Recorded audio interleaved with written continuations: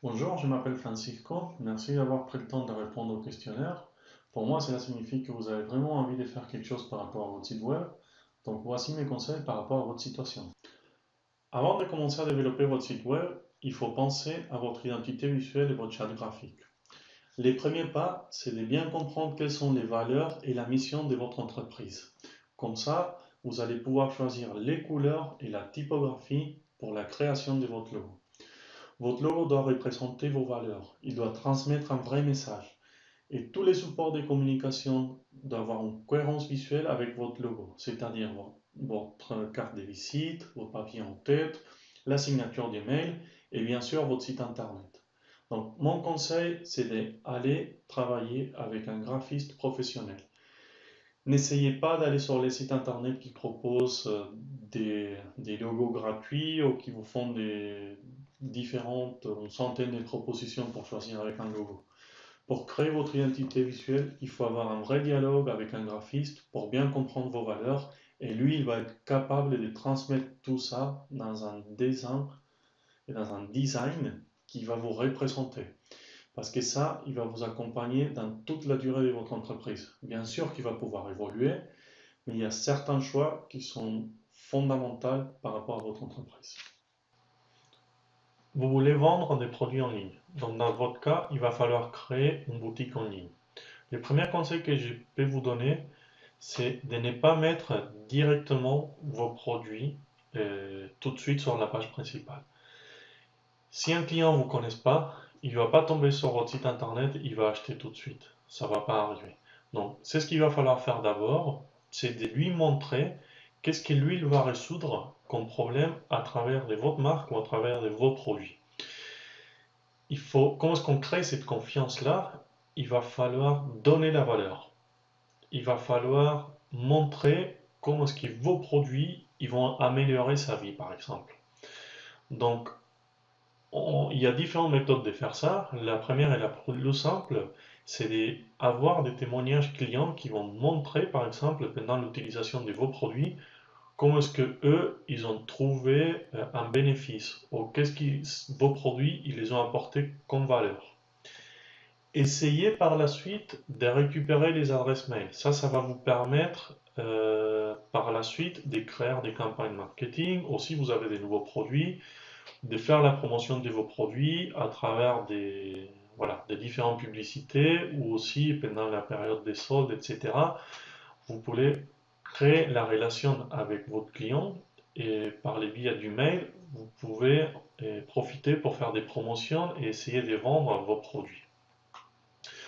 La structure de votre site internet, bien sûr, il va dépendre un petit peu de quelle est votre activité. Est-ce que vous avez des produits qui sont adaptés pour toutes les saisons? Est-ce que vous avez des produits phares pour certaines saisons, pour l'hiver ou pour l'été par exemple? Donc là, il va falloir qu'on change souvent les contenus de votre site par rapport à la période de l'année. N'hésitez pas, en fait, dans votre cas, à investir dans tout ce qui est Google Ads ou faire la publicité en ligne à travers du Google ou à travers des Facebook. Le plus important dans ces cas-là, c'est de bien comprendre où ils sont vos clients. Peut-être si vos clients finalement ils sont sur Twitter, au lieu de faire la publicité sur Google, il vaut mieux faire la publicité sur Twitter. Donc d'abord, il faut bien comprendre quelle est votre cible et par rapport à votre cible, dans quel type de réseaux sociaux vous allez les trouver. Parce que peut-être Instagram ou Pinterest, ça peut être aussi des bonnes possibilités pour faire la publicité.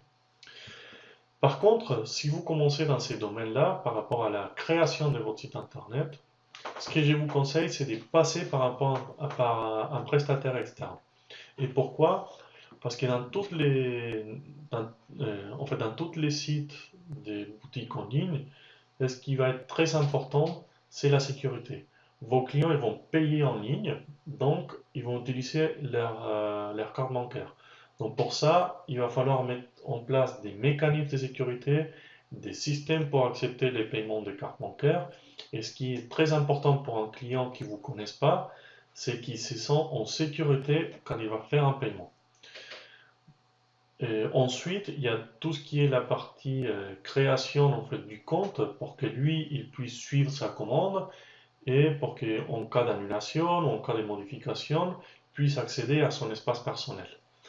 Et par rapport à tout ça, à partir du mois de mai, il y a une nouvelle réglementation qui est sortie dans l'Union européenne.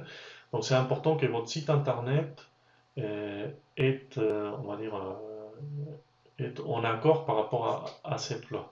Donc si vous ne connaissez pas trop ces domaines-là, moi je vous conseille surtout de passer par un prestataire externe. Dans votre cas, vous avez besoin de quelqu'un pour s'occuper de la maintenance de votre site internet, c'est-à-dire l'enregistrement de noms de domaine, l'hébergement, la mise en place d'un système de sécurité, des sauvegardes et la mise à jour de toutes les extensions qui sont utilisées pour développer votre site internet.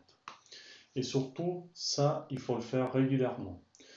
Donc, tous ces aspects sont très importants et voici quelques conseils quand vous allez travailler avec un prestataire externe.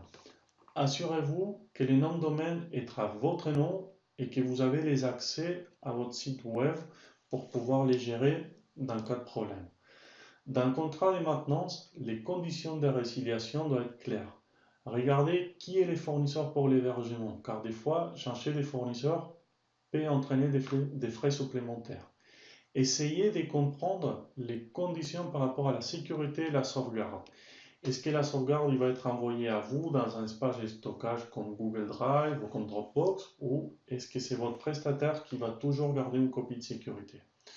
Donc, il y a certains aspects qu'il faut pouvoir les clarifier avec votre prestataire qui sont très importants.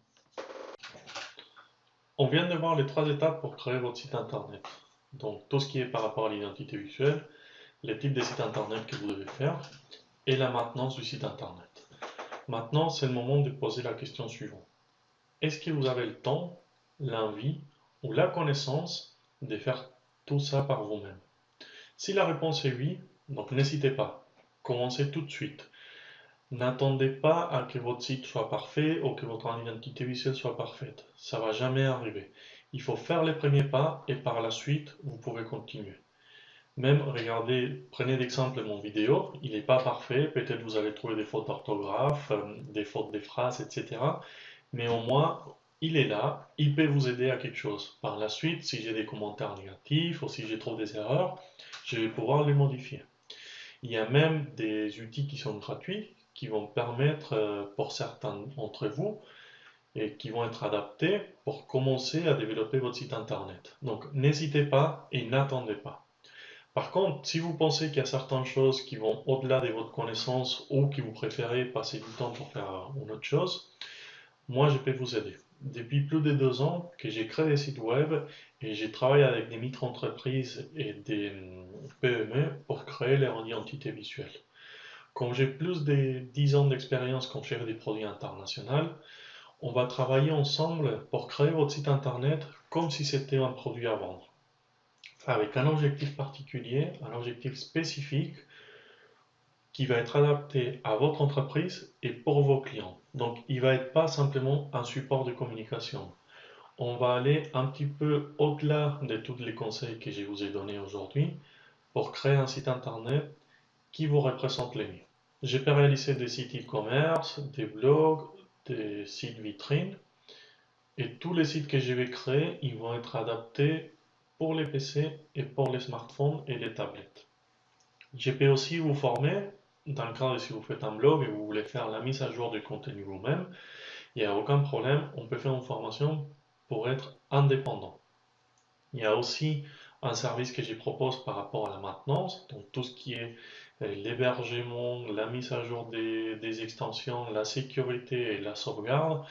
Comme ça, vous avez une solution qui est clé en main et vous pouvez allouer votre temps pour les choses qui sont importantes pour votre business. Si vous avez besoin de plus d'informations par rapport à mes services, n'hésitez pas à cliquer le bouton en bas et sinon, vous pouvez me contacter à travers des formulaires de contact.